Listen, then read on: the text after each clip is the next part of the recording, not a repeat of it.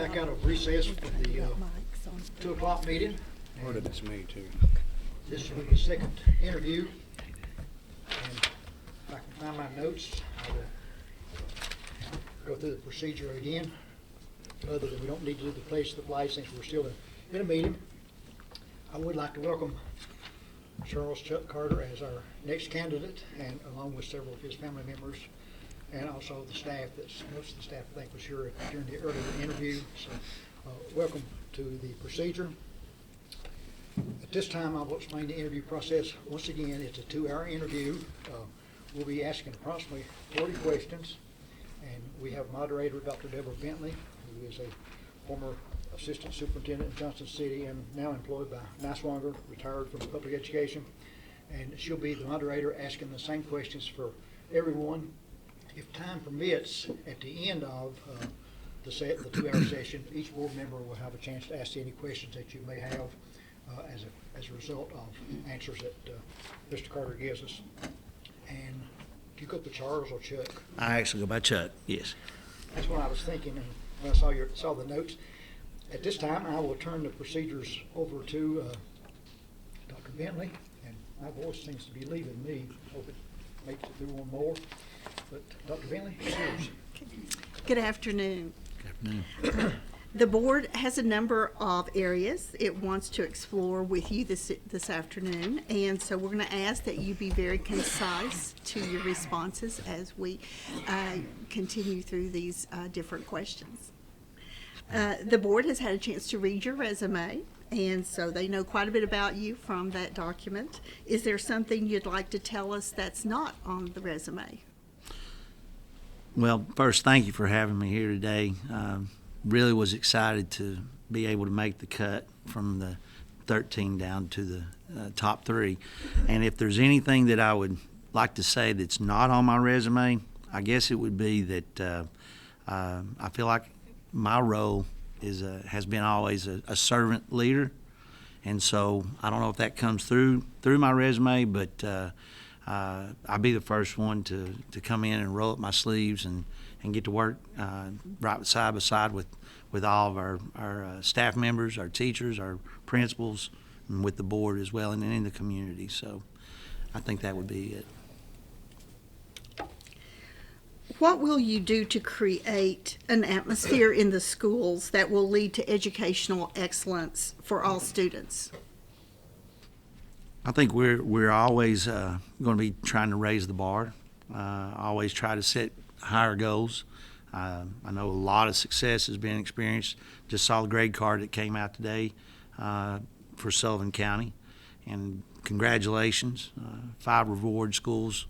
That's quite the accomplishment, and I think we continue to build on that. And I think one thing we don't want to do is create a competitive spirit that works negatively as opposed to opposing schools against each other. I think our goal would be to build on the success and learning from each other and working collaboratively to raise the bar for everybody. So I believe there's a lot of success can be gained through just taking the best practices that we find in one school and sharing those with the other schools, getting teachers to work together where we see that somebody's doing something right. We don't need to keep that under a shell. We need to share it and build on that and grow together. So I think just having expectations that we're going to be successful, and that's what we're all shooting for, and that's what we're all trying to achieve. So, What do you consider to be the major strengths that you would bring to this position? Communication, relationships, work ethic, all of those right off the top of my head. I think my experience is a skill just because I've worked in all 3 grade spans. I've worked at a central office level as well, and then now currently working with the State Department. All of those have been different roles. Went from a classroom teacher in middle school for 16 years to a elementary school principal, and from there to a central office CTE director, and none of those three were related. So I started questioning myself at one point. What was the key? Why were those moves possible? And I think it comes down to strong leadership, which was based on experience of building good relationships and communication, keeping those pathways open all the ways. So that would be what I would think. How long has it been your goal to be a director of schools, and what motivated you to apply for this position?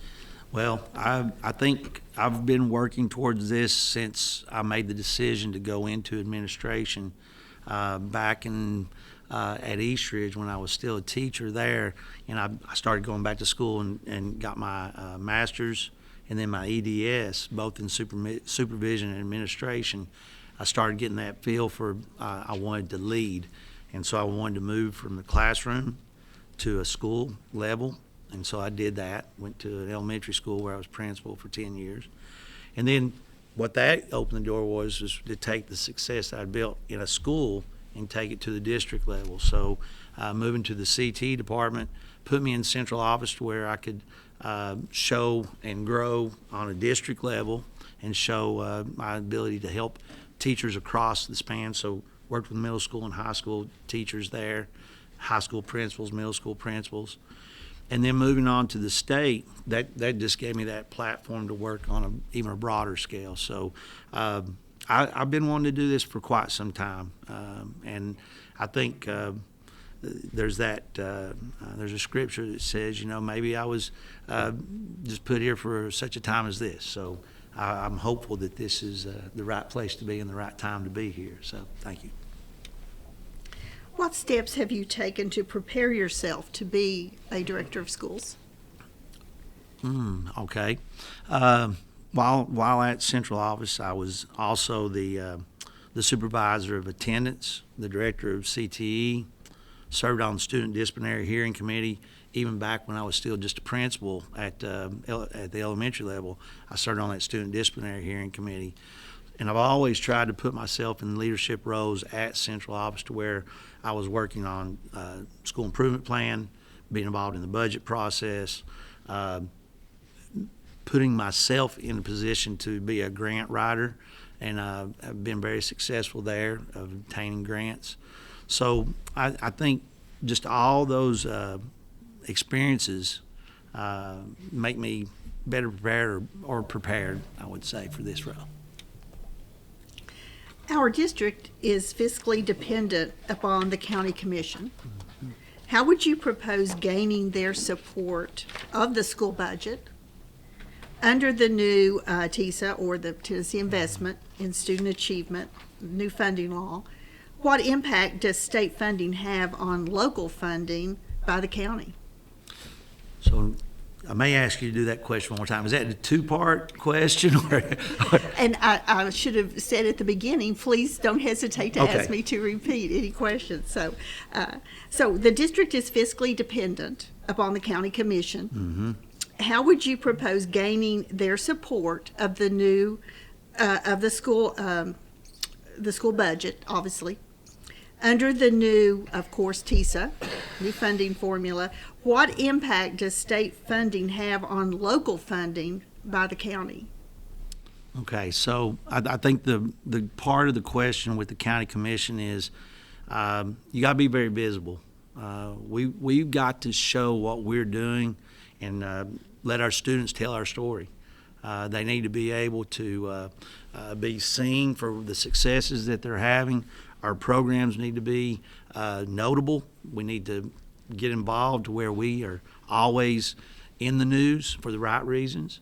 We need our students to be our ambassadors in the community, our teachers providing them with those opportunities so that they can be seen.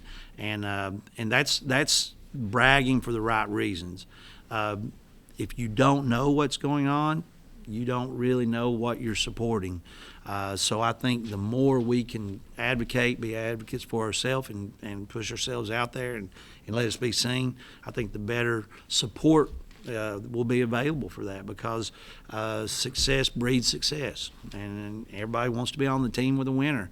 We're going to be winners always. I think you're already there. This is a great district, and a lot of success, and just evidenced by the grade card today as I was looking through it. So many things to be proud of. We've got to make sure we continue doing that, and we make sure that we're reaching out and making ourselves known. As far as from the TISA funding, still a little unknown. I'm on the edge of knowing a lot of that from the state level right now, but not directly related to the actual work that's being done. But I think what we're going to find with that is we're going to control our destiny. And as Ms. Rafalowski and I were talking as we were waiting for the interview to begin, I think the key thing that we've got to make sure that we don't do is start looking at it from a numbers standpoint only. We've got to look at this as each student represents the student and not the dollar amount that follows the student. But that's what the funding formula is allowing us to do, is take that student and maximize their opportunities so we serve them the best way that we can. So does that answer the second part of the question, or any more clarification there? Well, if there is, we'll come to that at the end. That'd be How's good. that? Thank you. Explain how you would develop a school system budget, and tell us who you would involve and how you would involve them.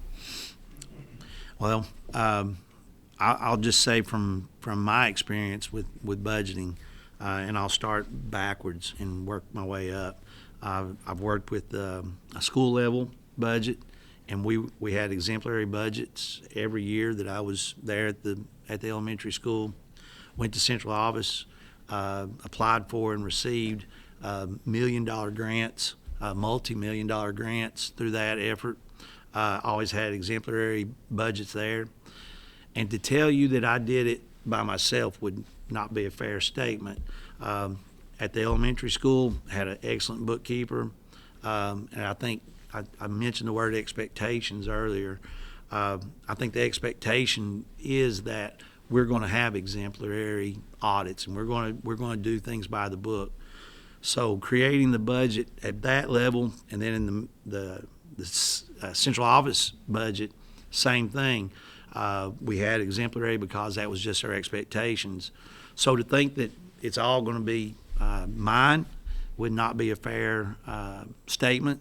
I think the team here that it already works in that fiscal and the financial department, each stakeholder from the schools with our principals coming to the table with what their needs and wants are, going to the different departments, getting their input, so that everybody has an opportunity to say, this is what we need to be successful in our school.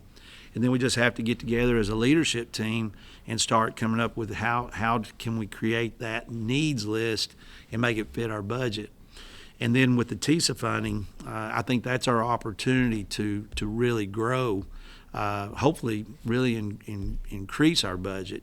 And so I think the key that I would bring to the table would be working with all the different schools and then the departments, and coming together and creating our budget around that needs list. What steps would you take to ensure school funds are spent wisely and accounted for properly and in compliance with state and federal mandates? Mm-hmm. Of course, accounting, inventories, processes, policies, following all the standards that are already set in Sullivan County are key to that. I know in Hamlin County we had a very good process of how the steps were and what you had to do for bids and what had to be done with the paperwork and always having a good paper trail to follow that, following all the policies to the T. Dr. Dale Lynch, who was our director of schools for 16 years, he always said you can get away with a lot and get a forgiveness for a lot, but you better not mess with the money. You better make sure the money's right. And so I've always followed that advice from him, and making sure that we follow a policy that's already in place. We keep good contacts with our accountants, both at our level and our supporting accountants, to make sure if we have any questions that we're answering those on the front side instead of coming back later and trying to make up for them. Our enrollment is projected to decline 2.5% per year over the next 5 years. What creative strategies would you consider when developing a budget with the projected revenue loss that may occur within this decline? So the first thing we have to do is make sure we're not losing those students. We have to be our best advocates. We have to be our best support system, and we have to tell our story. As I said earlier, I think the key to not losing students is relationships. And so, and I'll just say from my experience, building partnerships with our parents and our community, and then, as I said, promoting our student successes, those things help keep people from leaving.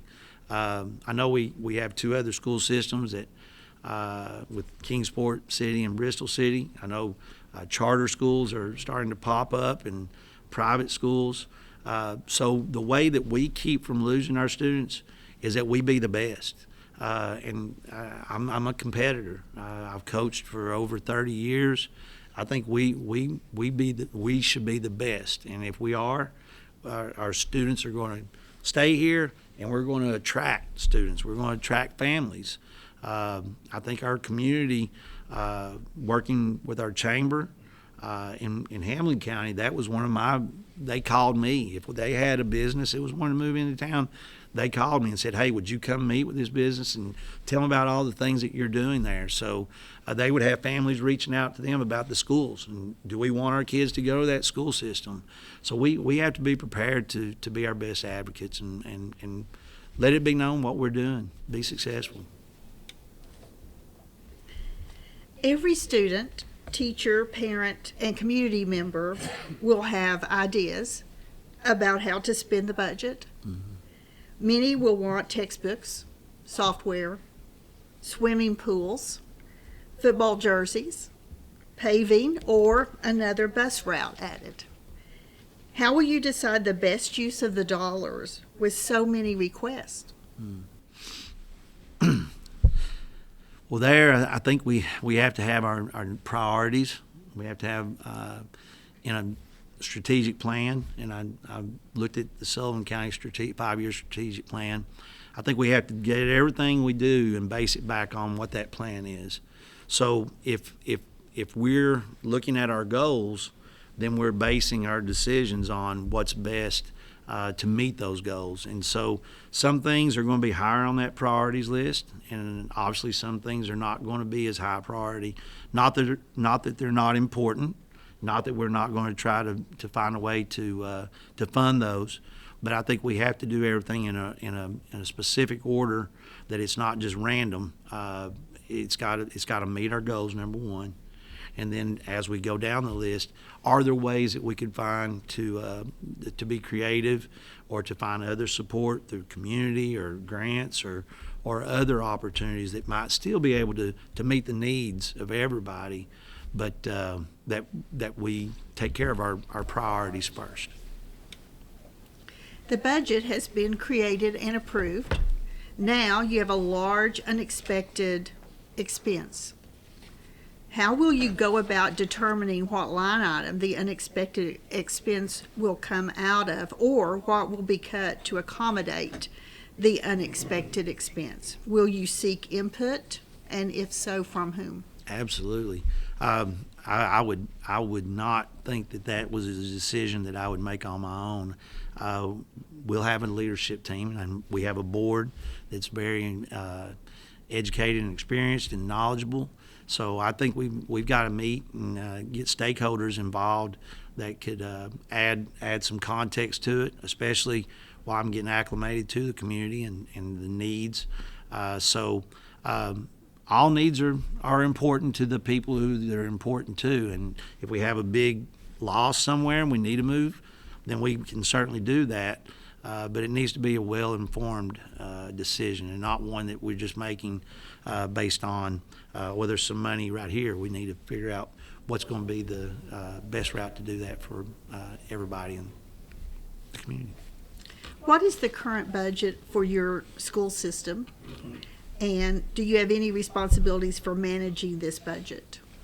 Well, I'm not currently in the school system, so I'll relate that I am very closely connected to the Innovative School Models grant, which is Governor Lee's investment in not only career and technical education. It's a seed for career and technical education, but it's to redesign education, the experience for our high school students.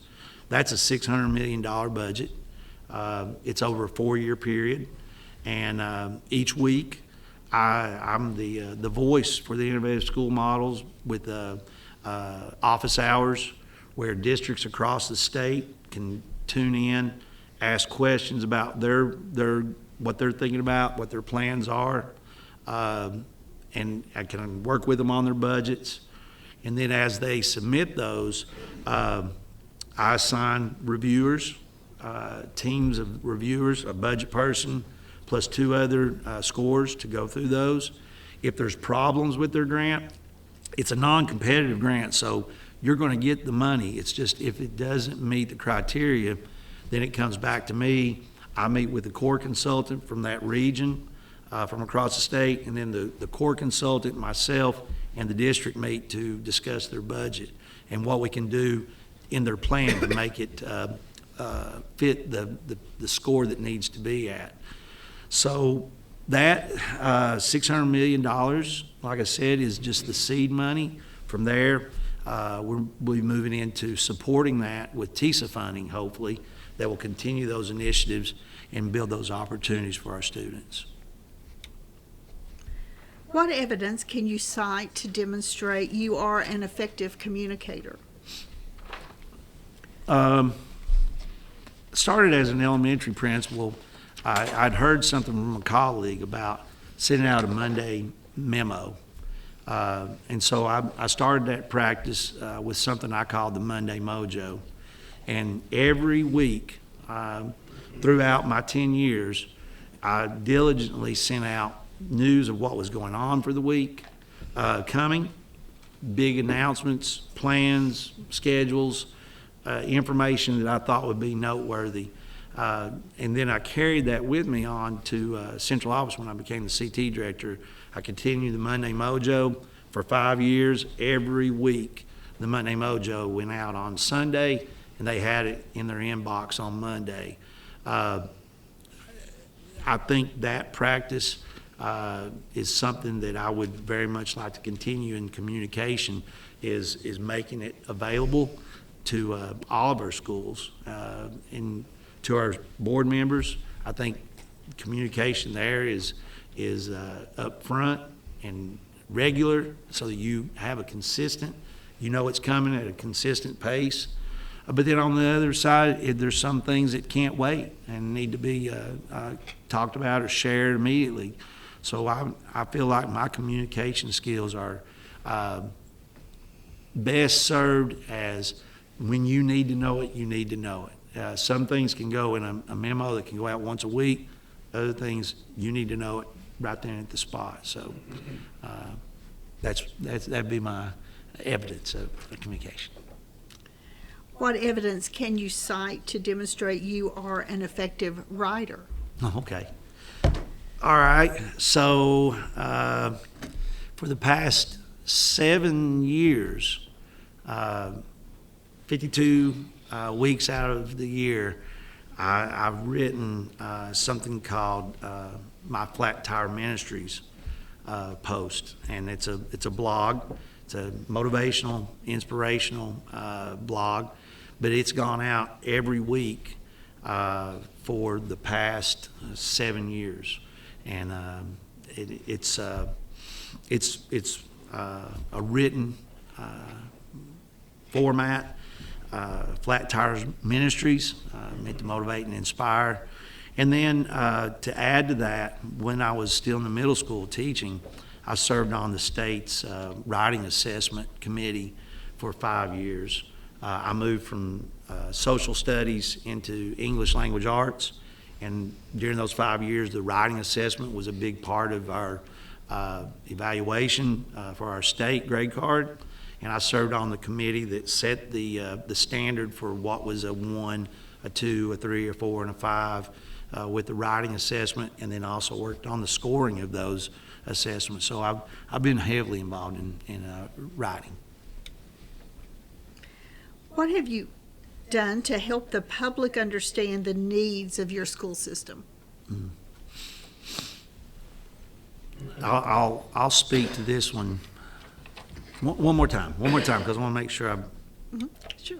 Address What have you correct. done to help the public understand the needs of your school system? Okay, so I'll say from the elementary school level, always wanted them to know what we were doing. So very, very open with parent meetings. Our parent-teacher organization was very involved, very much knowing the heartbeat of our school. I'll give you an example. They came in to show appreciation to our teachers. They came in and did a car wash for the teachers. So the teachers were in there working during the day. They were taking their cars out and washing their cars.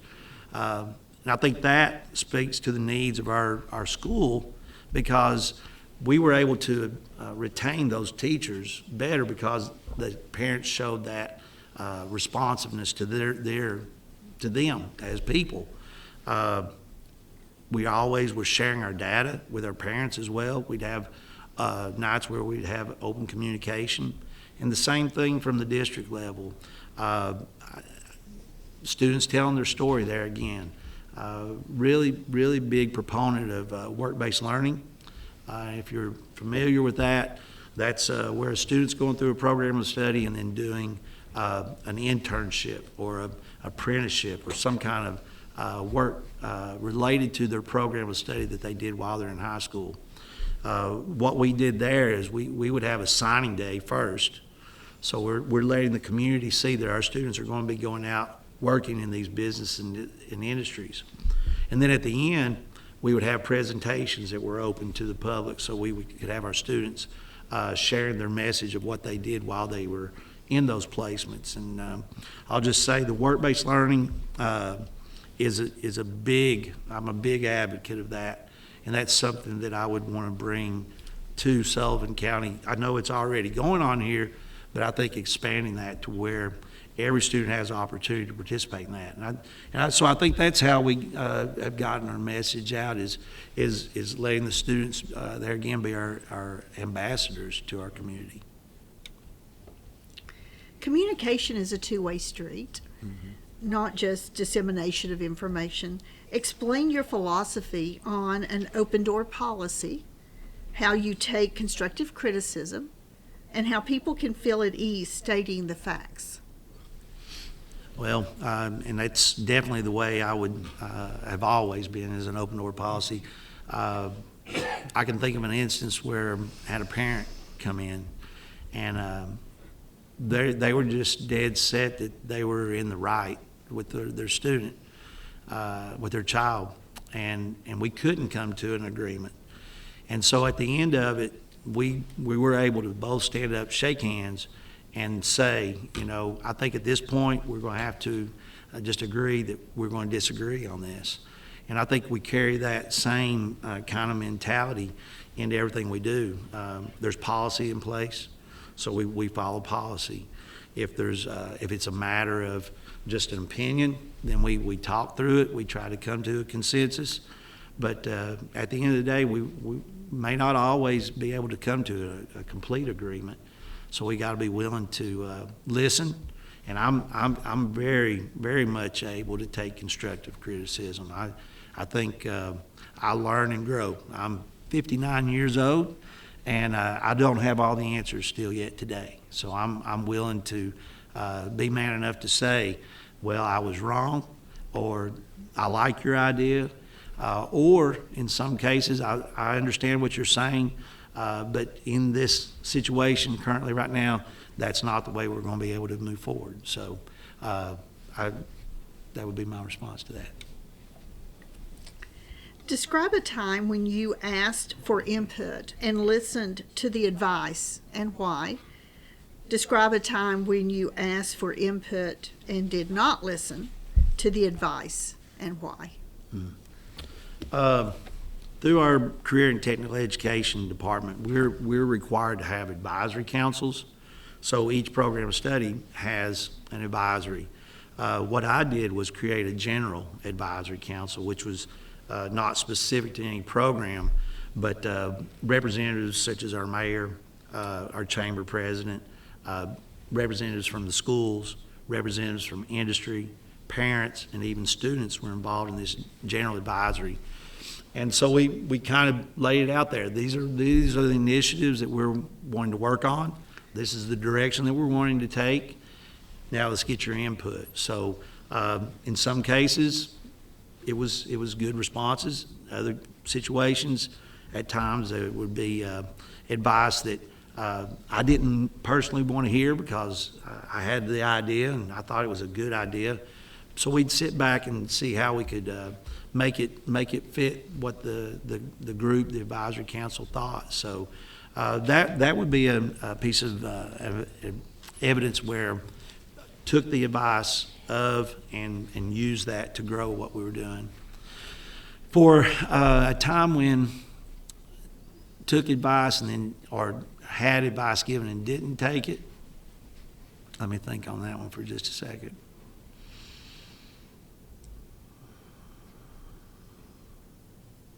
And didn't take it. I don't know.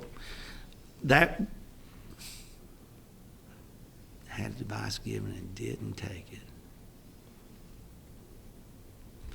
More than likely, if that's happened, it didn't turn out real well for me, I would imagine. You know, I can't think of an exact example of having something, advice given me and not taking it. Because I like to take all points of view and kind of immerse them into one answer. So if I didn't take it, it must have just really been some bad advice. So I'll leave it at that. Are you a task-oriented person or a people person? And explain. People person, number one. Definitely feel like I work best. My current position, the Department of Education, sold off 3 floors of the tower in Nashville. And so I was able to take this job because it was a remote job. So I work in Nashville from Morristown. Travel quite a bit, which is kind of a lifesaver because working on a computer, being in Teams meetings, is not my strongest suit. I much rather prefer to be out among people, working, problem solving, troubleshooting, going through exact situations that take place right there on the spot. I think a lot of the work we do at the state has such an impact, but it's a different way of doing the day, and I prefer to be in front of people. So definitely a people person, and then task oriented. I like to see things accomplished, and so I work not off of a checklist, but I'm very much oriented to getting things done.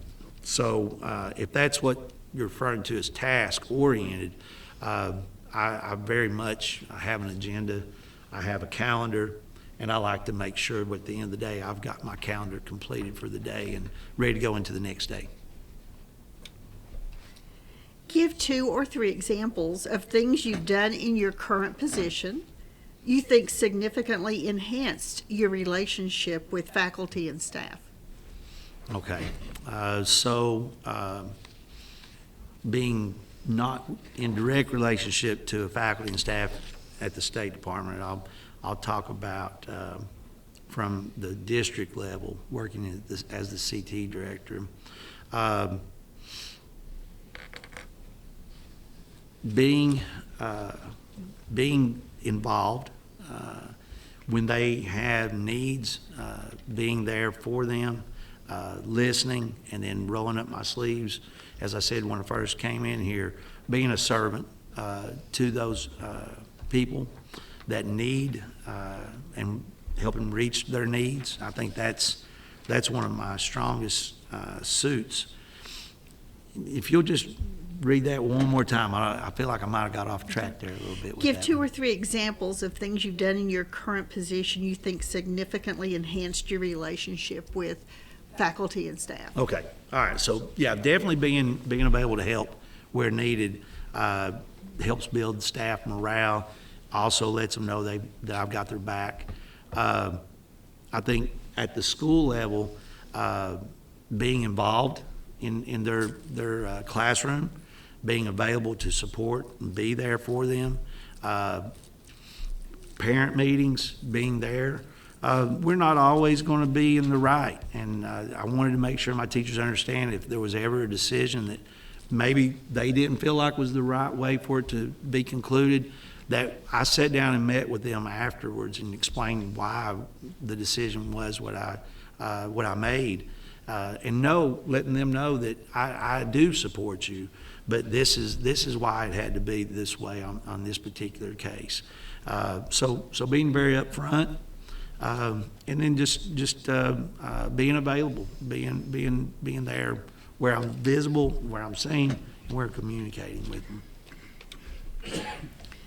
Describe how you have led a school or system in creating a vision and building support to accomplish that vision.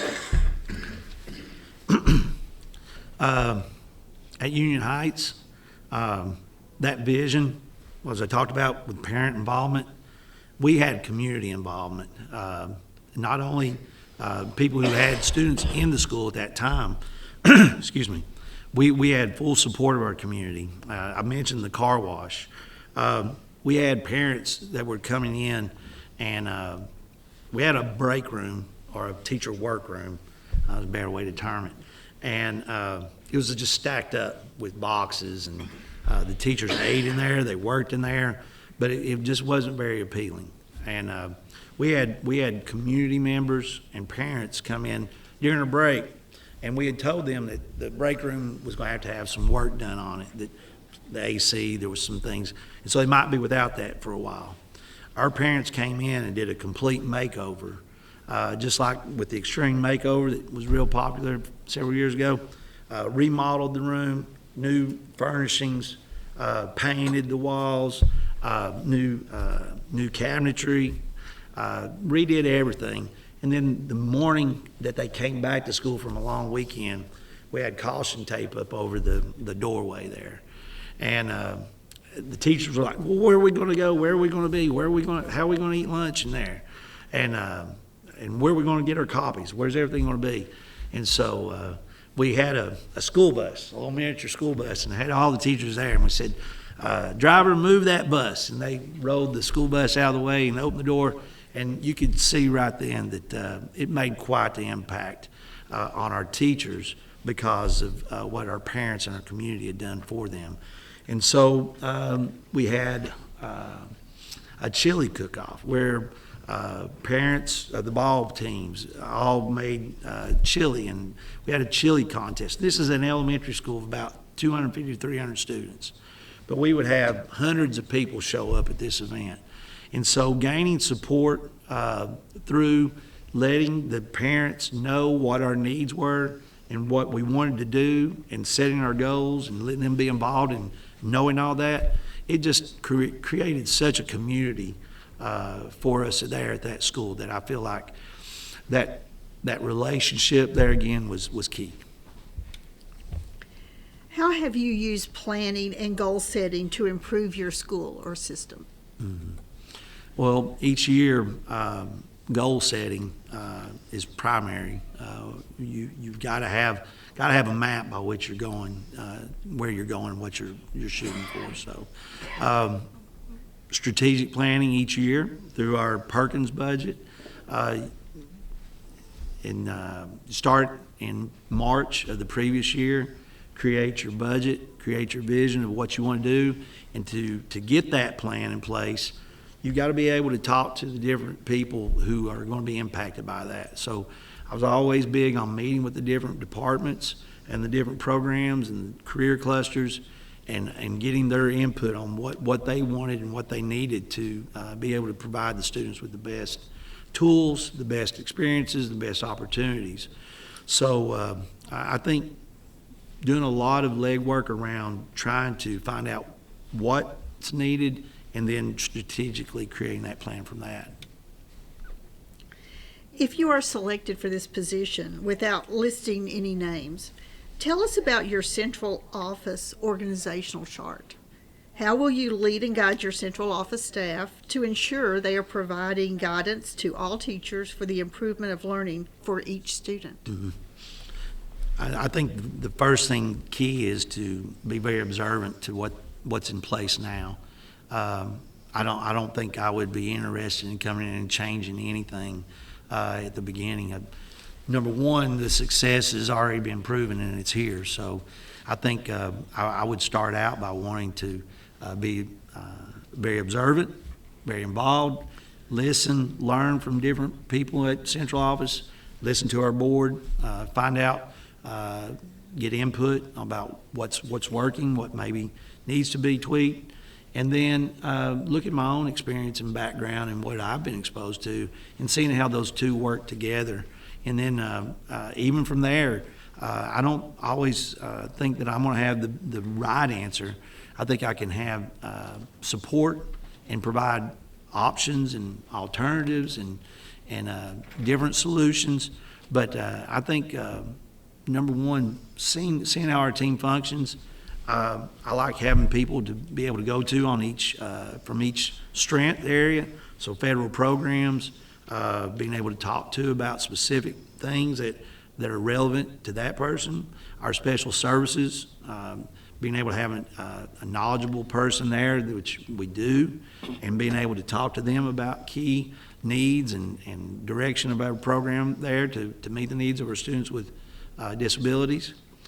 Being able to work with assistant superintendents in their areas of expertise and making sure that get their input as well. And then working with our board to find out the needs of our community, be able to be a good representative of that in this community, and work together, building a team.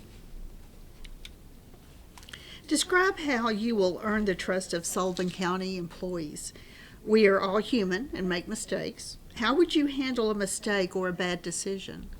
Yeah, I don't have to look very far for somebody to make mistakes. I've made enough in my life, so I understand the human character, and I've been very fortunate that people have forgiven me in the past and talked to me and explained to me how I might have responded or worked through a situation. So it's not always the easiest, but when that happens, I think sitting down and explaining, listening, and then talking through, working through, and coming to a consensus is as important as anything.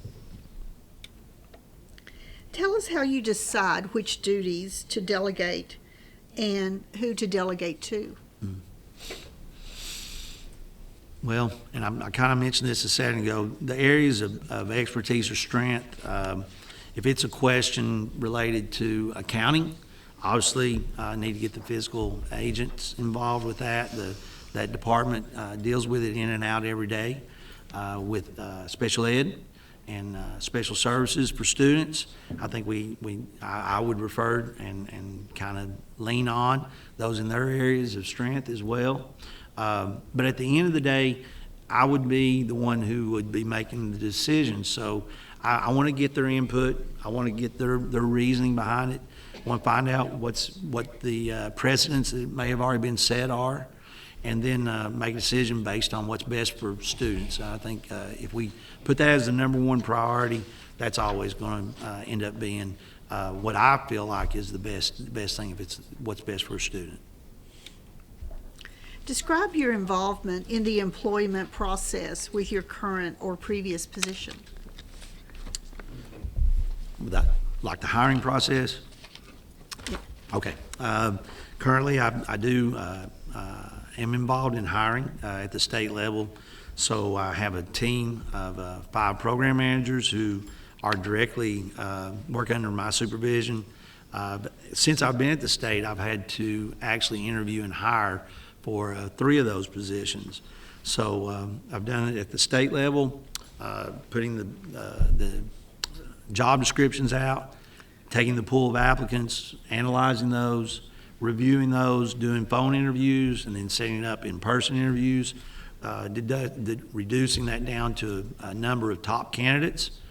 At the district level, I was heavily involved in our 2 high schools in the recommendation and the hiring process and getting candidates for our different career and technical education positions that came open. At the elementary school, I, of course, hired all of our teachers. Had a lot of turnover when I first went there. There were several teachers who had been there for over 30 years. And so during that next 2 or 3 years, the first 2 or 3 years, there was a lot of teachers that were retiring and moving out. So I hired a lot at the elementary level for those. And then something that for hiring purposes, I also was in the private sector while I was a teacher. Our family owned a business. It was a convenience store, market, deli. So I worked there as well and managed that for several years and did all the hiring there. So I've hired on multiple levels. If you're selected as the director, please describe the employment process as you envision it under your leadership. Role of principals, the role of supervisors, Board of Education members. So if I'm headed the right direction on this, I think mentoring is a key aspect of the hiring process. If it's teachers, we need to have experienced, knowledgeable teachers who are proven to be working with these new teachers to make sure they're getting the best. Same on the administrative side with our principals. We need to make sure that they have a colleague that they can call on that can help support them and be a mentor to them. Same from the district level. I always think we don't want to put anybody out there on an island by themselves. So I think the big focus is on making sure there's a support team there for that person to make sure they're successful. In your current assignment, approximately how many employees do you directly supervise? Okay. 5 directly. And then I work very closely, like I said, with all districts across the state. So I'm not in supervision of those districts across the state, but very much work with them through their Perkins local budget, which is an annual federal budget. Work with them through their Perkins reserve grants. Work with them, as I stated, with the innovative school model grants. I work with districts across the state. I've got a map of the state up in my office. And so from about Kingston, Roane County, that area west, I wasn't that familiar with our state. So I wanted to make sure when I was contacted by a CT director or a representative from one of our districts, I could put it in perspective where they were at in the state. So all the way down to Dyersburg in West Tennessee, all the way up here to Mountain City. I feel much more comfortable today working with and helping support them in their needs. What have you done to create excitement and to generate support for public schools? Okay. I'm trying to figure where to start. Okay, I'll give you this one. In Hamilton County, there's over 100 advanced manufacturers, okay? So 50% of the employment for those advanced manufacturers comes from outside of Hamilton County. Hamilton County is the 3rd smallest district in the state. to gain support and to grow excitement, I was donated, our CTE department was donated a bus from Walter State Community College. It was their touring bus for their athletics program. We took that bus, gutted it out completely, have approximately 20 to 30 sponsors for that bus. So none of this money came from our local budget. We applied for grants with Arconic, our HC Excel, which is an educational foundation, gave us grant money. All these different sponsors donated to it. We wrapped the bus. It's got all kinds of careers represented on it. And then on the inside of the bus, there's 7 different stations, things like a welding simulator, an animage anatomy table, which is cadavers that have been digitized, and they're on a screen, and you can peel it back from the skin all the way down to the skeletal system, actual cadavers. We've got Air Force simulators on there, so students can sit down and actually fly a jet, an Air Force jet, representing our Air Force ROTC. We have, what else is on there? We've got a robot that actually plays tic-tac-toe with the students. And all of that is to gain excitement, to grow excitement for what we're doing, to raise the awareness and allow students to explore these careers while they're young enough to find out what their aptitudes and interests are, to carry them on into our programs when we get in high school. So I think that's one example of growing a lot of excitement, because it's a big deal. It's our CTE mobile. Yeah. Cite an instance in your current position that demonstrates your ability to build confidence in the schools. I'll take this one from the state perspective. I think there's a rule at the state that says 24, no more. And what that basically is we'll get a response to you within 24 hours. I try as hard as I can to cut that in half. I want to respond to you when you need it. And so I think that's important, is to be very responsive and to be available. And so I've gained a lot of trust through just the fact of people getting a response in a fair amount of time. And I've heard that in multiple meetings and conferences across the state, is we really appreciate the fact that when we reach out to you, you're there. You hear us, you feel our needs, and you get us a response. So I think being responsive is a good way to build that trust. We expect our director of schools to be active and visible in our community. How would you go about accomplishing this in Sullivan County? That's easy. You're visible. You're at ball games. You're at community events. I work with our chamber, so I do events through our chamber that are not directly related to the school. Church, be very involved there. Just everything I do centers around being out in the public. I don't know any other way to do that. I think what I've gained through the people that I've worked under, though, and I'll cite Dr. Lynch on this, is you're supposed to be there. And so we had calendars as principals that we were to make sure on that calendar he knew what was going on in our schools. If it was a parent night, if there was a ball game, if there was a spelling bee, whatever was going on, he knew that, and he would be there. I think it's the same way in our community. I want to be a part of it.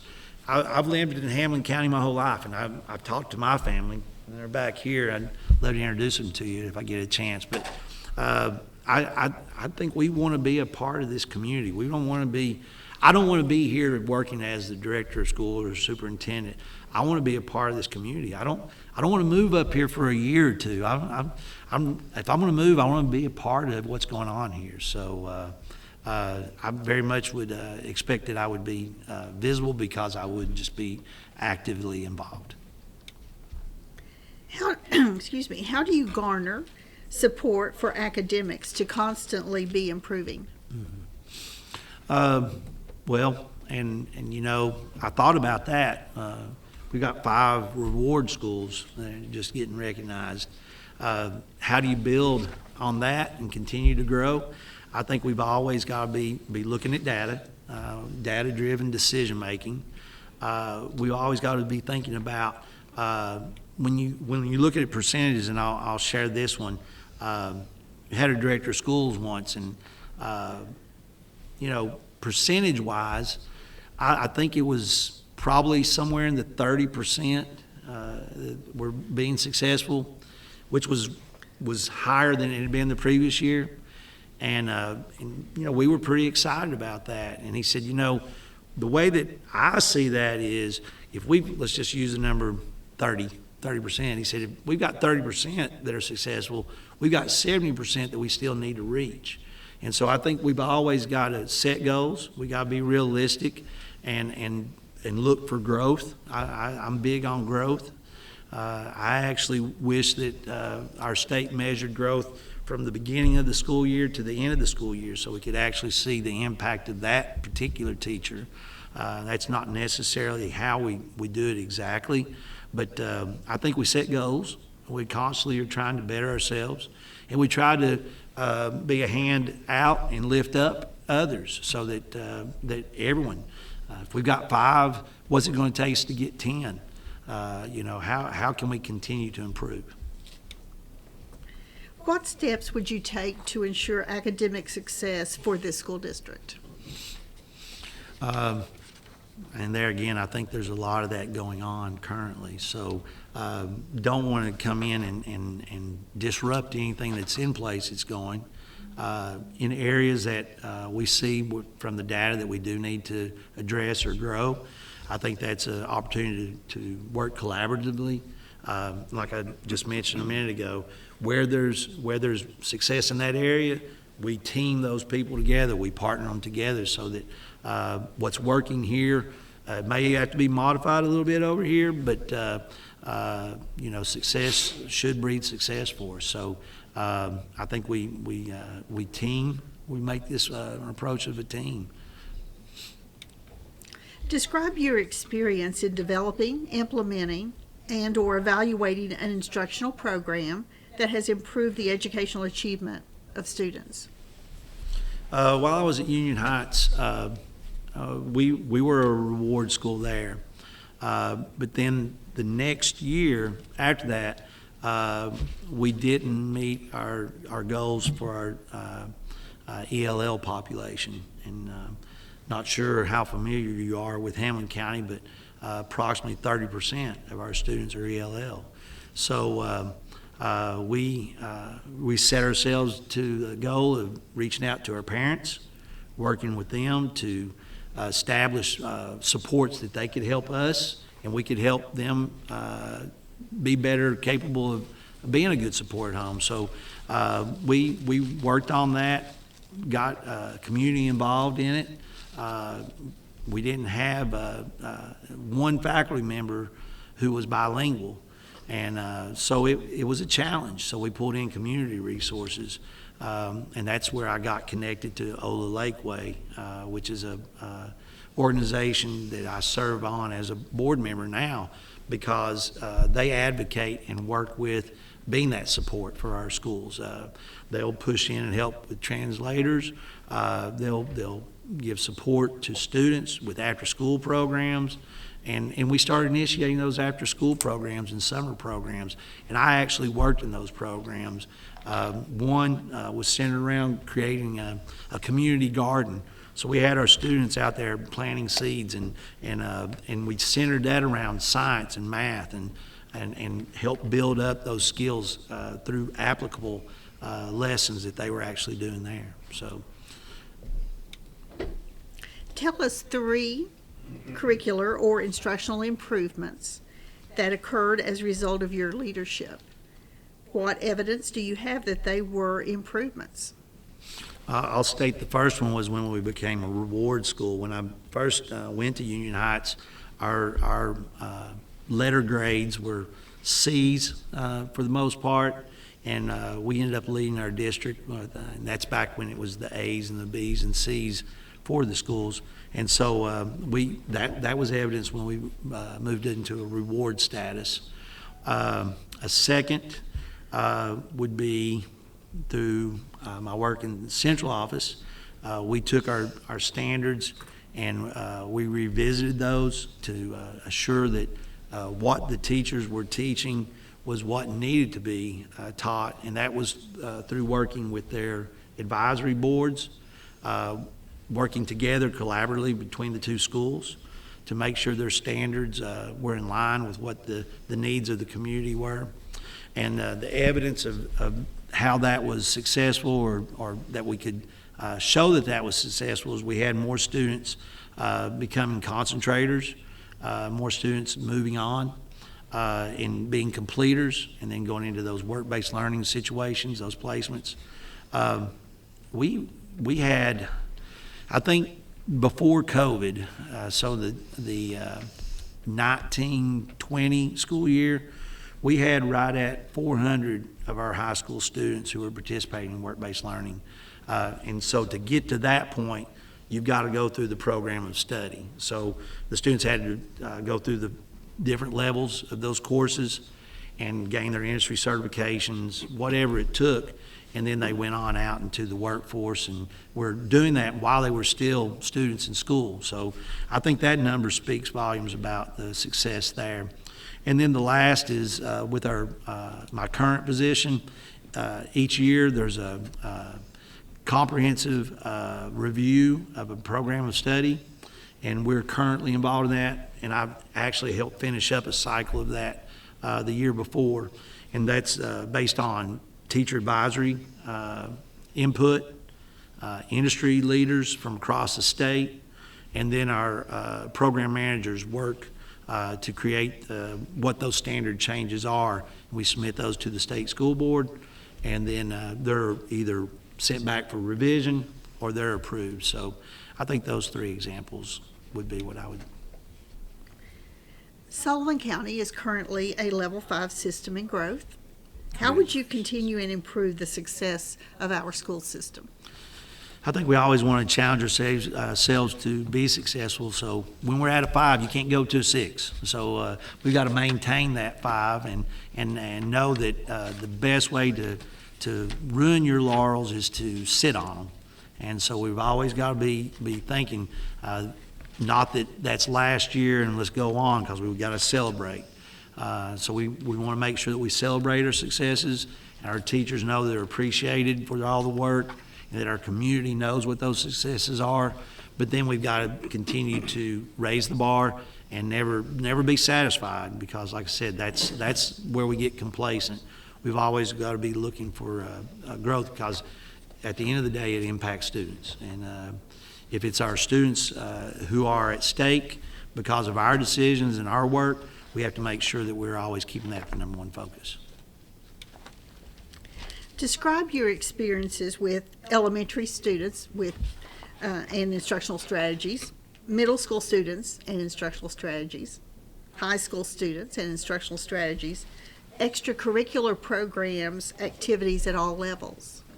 Okay. From the elementary, as I stated when I came in, I moved from the middle school to the elementary school. I had no experience in elementary school, so one of the first memories I have is going into a meeting with a group of primary teachers, and they were talking about something called dibbles. And I was like, what in the world is dibbles? But I didn't want to look like I didn't know completely and just really lose my credibility. So I went home and I started researching, and I really grew quickly in that, and understanding that was a way of measuring students' reading capabilities and where they were at. Started the early process of RTI, response to intervention. So that's very much in place today across all of our elementary schools. So I think being able to go in and know that what I didn't know, and then growing in that, would be my example of the elementary. In middle school, I think and I kind of referenced this for a moment, was the writing assessment. And I actually was able to, with my sister, we came up with a writing program that we initiated across our district and shared with other districts across northeast Tennessee and even further west in Tennessee, where we were teaching the writing process to teachers so that they could have better success with that writing assessment. And then was it from the high school as well? And then extracurricular. And extracurricular. High school, I think one of the best evidences of my success there is what we did to work to promote our two high schools working together. There's no sense in us having Morristown East Career and Technical Education and Morristown West Career and Technical Education. Our students leave, or the students in Hamilton County would leave those high schools. They'd go into the same colleges and post-secondary institutions, and it didn't matter if they were from East or West any longer. They would go to work and be working alongside people who had went to one of the two high schools. So I worked very hard on building a Hamilton County career and technical education program, and not one that was, we're doing this over here and we're doing this, that we work together. So I think that would be my example from the high school.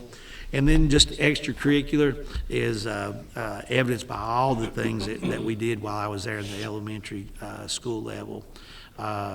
Those were 10 really good years.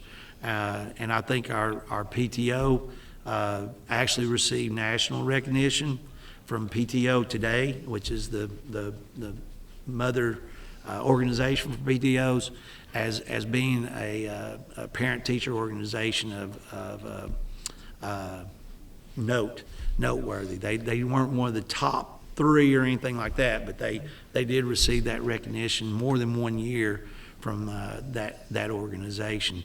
And so extracurricular there, like I said, our chili cook-off, that was a big community event. We had a turkey supper every year where, I don't know, we probably fed 500 or 600 people from around that community who came in before Thanksgiving and would have an annual turkey supper there. And I was back there washing dishes, slicing turkey, just very involved there.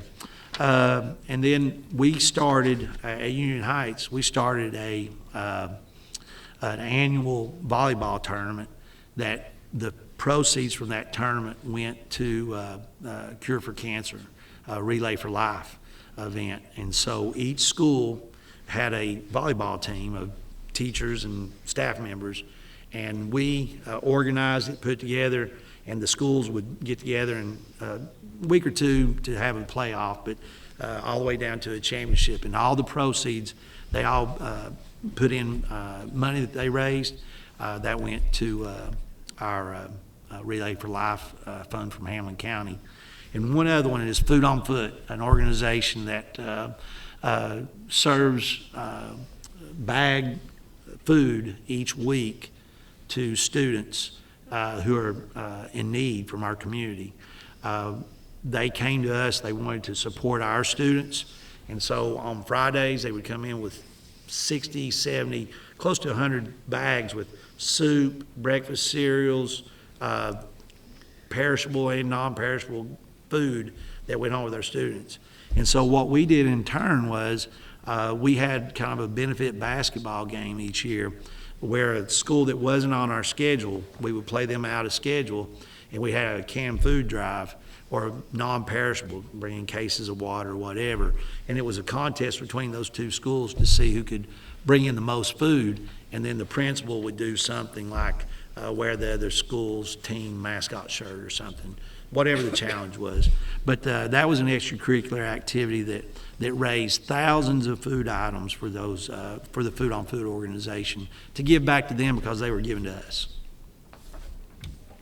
What evidence can you cite to show that you are a good listener? I mean, I think being able to sit around a team instead of trying to come up with all the rules myself or all the answers by myself, but circling myself with people and truly listening to their input and asking them for input asking them for what their thoughts are on a question or a situation, and garnering a lot of evidence by doing that before the decision's ever made. So I think the best evidence of that is I believe everybody's got a voice and needs to be considered, and so being a good listener is just paramount to decision making, in my opinion. Give us an example of when you've changed your mind and have taken a different course of action as a result of listening to others. Okay.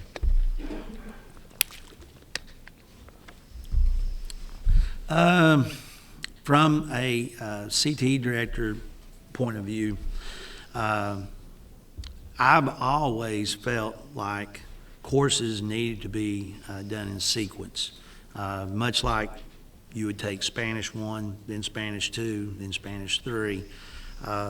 We had a disagreement, I would call it that, between our high school counselors and myself, that they thought, you should be able to just fill a spot where it was necessary, which was very counterintuitive to what the goal is, in my opinion, of students going through a progression to learn skills here and take to the next level. So I was able to concede that I would be in agreement with that as long as we kept some type of sequencing there, so that I guess the situation was a student maybe moving in as either a junior or a senior and maybe not having enough credits and needing that elective focus to be able to graduate. In those situations, I was a little more willing to give or to concede that, yeah, we can bend the rules there. We've just got to work to do what's best for the student. So we would come together and come up with a better plan for that student.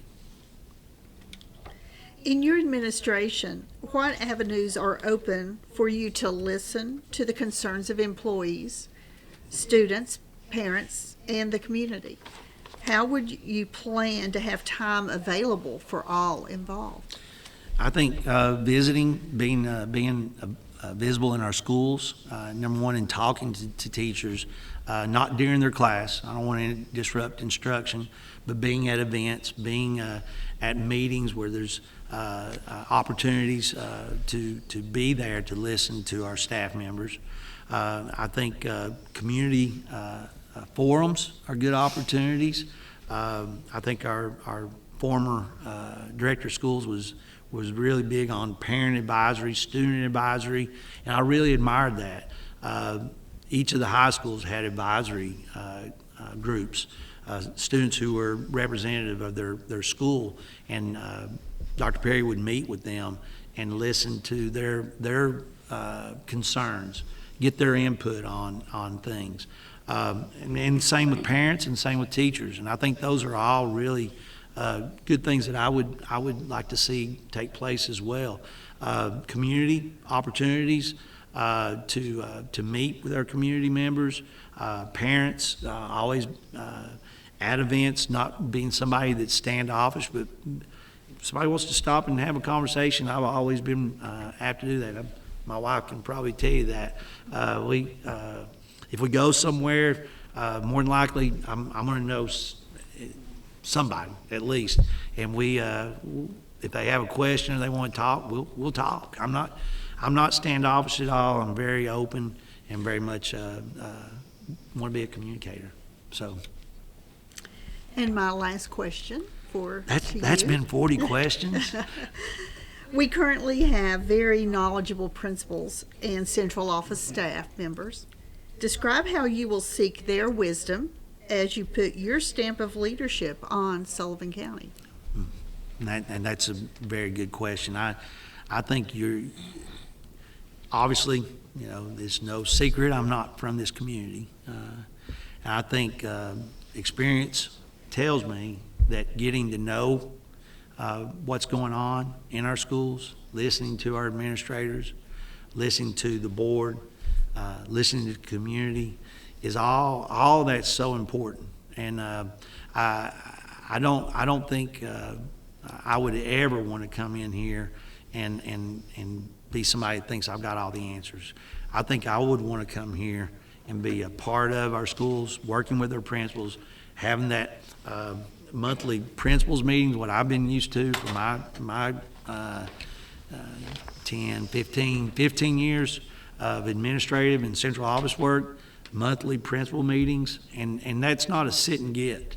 I think some of the best experiences that I've had in that role is when we would break off, and not necessarily just elementary principals here, middle principals here, and high school principals, but having those groups mixed so that we understand what's going on at each of those levels and how all of the pieces make the whole work. I can tell you, coming in from an elementary school to a central office position, that's one of the things that I found out really quick was our high schools didn't know what really went on in our elementary schools. And our elementary schools, same thing, didn't know a lot about our high schools. And middle schools just kind of mixed in there. I had 16 years there. And so they were just everybody's just doing their own thing.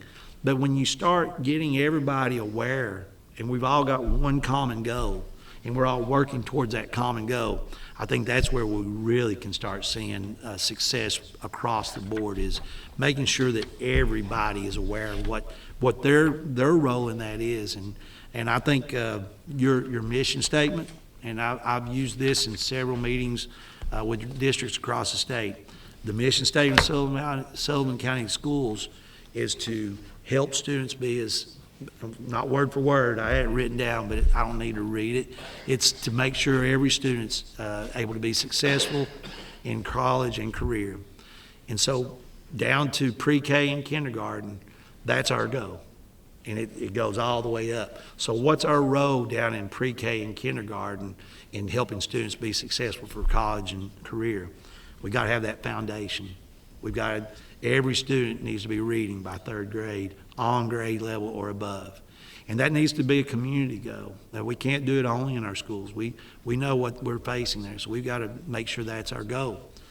Why do we need that? Because as those students start getting that curriculum in middle school and high school that's more content-based, they understand that we got to get them there so they can understand those technical terms.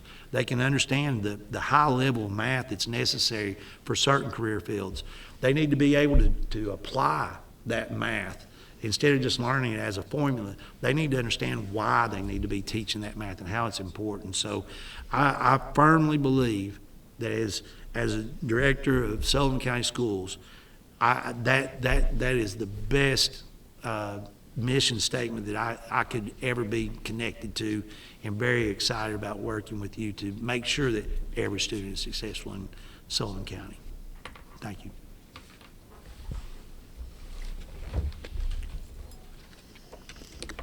Thank you, Mr. Carter, for sharing with us on those 40 questions. As I promised at the very beginning, if we have had time left, we would have follow-up questions from individual board members, and we do have time left. So anyone have a question? Dr. Rouse. Good evening. Good evening. Why do you want this job? And why are you the best person for the job?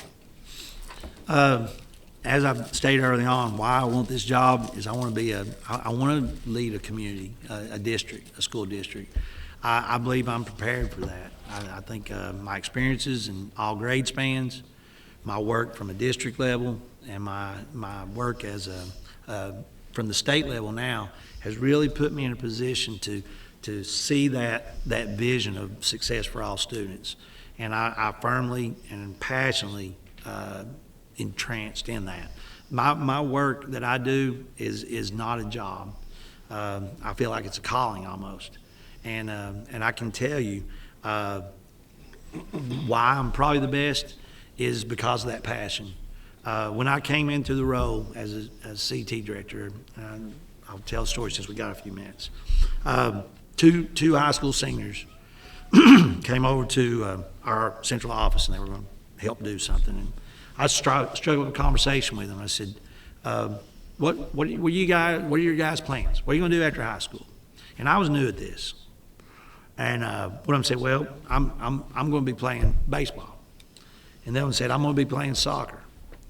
And knowing the two boys neither one of them were like the stellar athlete on their team.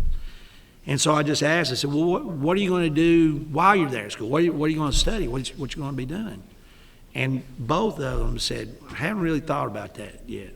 And these are 17-year-old young men who are getting ready to walk out the doors. So this was in the spring. If they walk out the doors and we've not prepared them for what's next after high school, I feel like we've failed.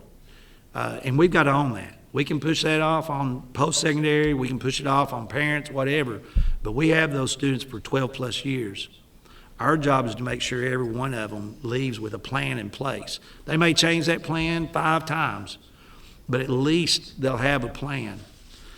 2 years ago, in the state of Tennessee, 80% of the seniors signed up for Tennessee Promise. 2 years of free school. Out of that 80%, only half of those showed up on a college post-secondary campus that fall. That's unacceptable. And that's not a Sullivan County issue. That's across the state of Tennessee. That's across our country. I feel like I can lead this district to where that's not the case here. I've been the leader of a program called Education Works in Hamlin County, which is now a model that districts across the state are adopting. And what that basically is, it's an opportunity for students to reimagine what they do in their junior and senior year. We had students, while I was still in Hamlin County, who were not in the high school classroom all day long. They were doing NISWANGR, AP Access for All classes. They were doing dual enrollment courses at the community college there. They were at TCAT, taking classes there. But they were also doing a work experience in a related field. I'll tell you about David. David is a student who was interested in engineering, but he had no background. He had nobody in his family who had been in engineering. We put that young man in an industry in Hamlin County. He didn't stay completely in engineering. After he left that, he made a connection that we got him a contact with a company that does precision calibration for businesses and industries and hospitals. He now is going to Tennessee Tech, and he's running the office there in Cookville as a 19-year-old. He's making, I checked this to make sure in case it came up. This young man's making $21 plus an hour as a 19-year-old. And it's all because he started out in a work-based learning placement in engineering, and now it's moved him into this role. I've got students who are getting ready to drop out of school. They were 17, getting ready to turn 18, and they felt like education wasn't for them. We put them in our Education Works program, got the credits that were necessary for them to graduate. And then we put them in work-based learning so they weren't just turned out at December, graduated and out on their own. We wanted to keep them there so that we could make sure they're being successful. Got that young man a job at a plant called Molly. He's currently at TCAT, training to go back to work there after he graduates from TCAT. On and on. Students in healthcare, working at pharmacies in our community, working as physical therapists, assistants, working as CNAs, finding out what it is they want to do in the medical field instead of just saying, oh, I want to be a nurse or I want to be a doctor. We've got students who are leaving high schools that have an exact plan of what they want to do. And that doesn't fit for every student. Some people are going to develop those interests and ideas later in life. But if we can figure out what their aptitudes are and their strengths are, their interests, and help show them what they would be good at, I think we have a much better chance of making them successful. And that's for every teacher to be involved in. That's not just for CTE teachers. I think every teacher, every principal is a CTE person because what's our goal? What's our mission? We want to see students be successful in career and college, okay? So that's what I would bring to the table here, is a passion that I would make sure every student's getting that opportunity, Dr. Rouse. Other board members have questions? You want to go first? Mr. Hughes. Let's go back to question number 4. It was, our enrollment is projected to decline 2.455% per year over the next 5 years. What creative strategies would you consider when developing a budget with projected revenue loss that may occur with this decline? Okay, Let's talk about our system specifically. on the budget. 2.455, that's about 12.2%. Over the next 5 years, that's going to amount to about 1,100 students and a huge hunk of revenue. While I'm very hopeful, as you are, that we could stop losing students, we're not. Those losses are not coming from us losing students from other systems, and with the people moving into Tennessee, we could gain some students there. But all the indications are that we're going to go to being a system of around 8,300 students. Take the word creative out of that question. I'm sorry. Did you hear it? Yes, sir. Yes, sir. Take the word creative out of the question, the way we put it to you. Talk about what the likely scenarios are for our future budget. An $86 million budget, possibly losing $9 million or something over the next 5 years. What's some likely scenarios that you could envision? Well, with the not 100% guarantee of what the TISA funding is going to look like, at the end of the day, based on what we have in front of us right now, we know that there are going to be certain areas where students are going to get that base funding, and then it's going to build on that. And then there are direct funding sources as well. So we've got to make sure that we're capitalizing on those with the best interest of the student in mind.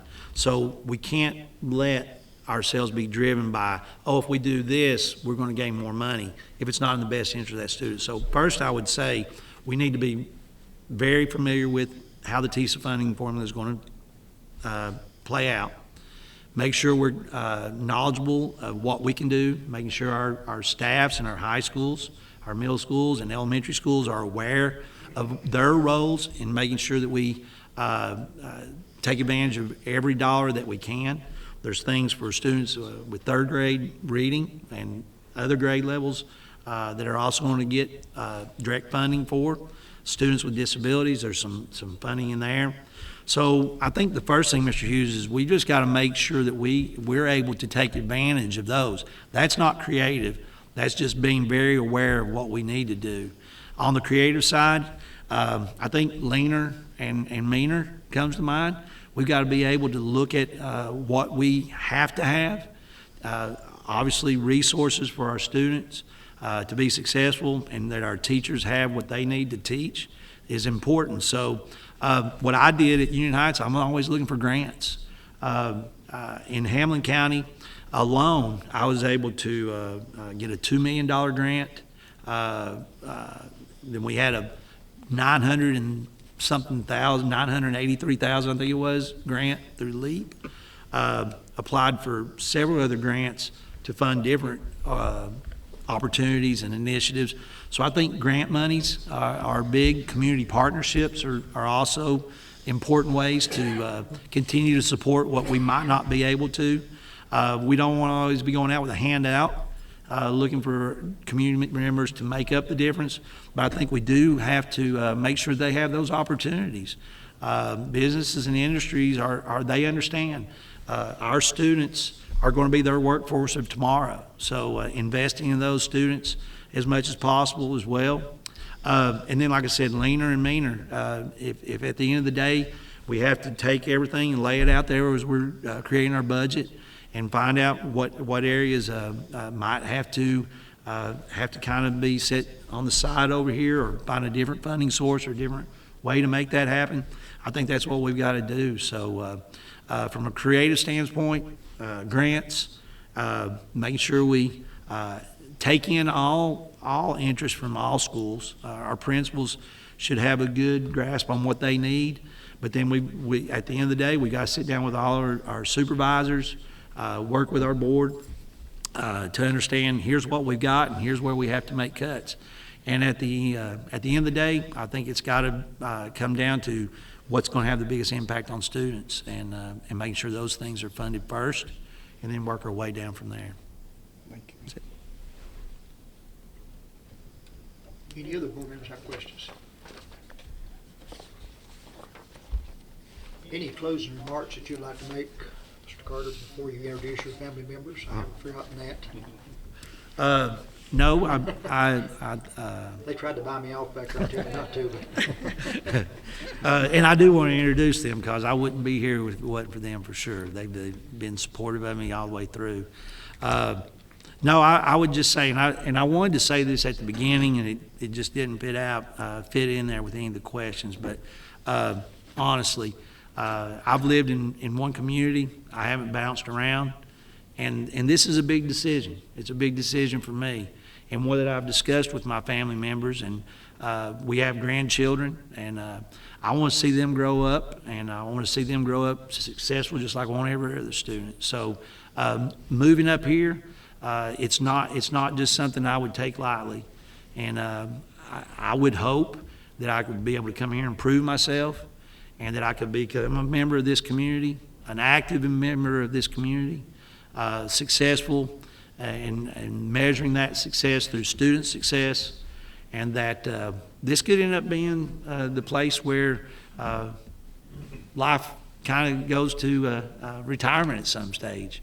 And so I'm ready for the next chapter. I guess if I had one question, it'd be, when can I come to work? So I think that's it. But, and some questions have no answers right now. no, exactly.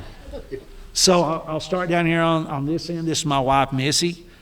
Missy and I have been married for 33 years, and we have 2 children and then a nephew that we raised as well. So I always say we have 3 children.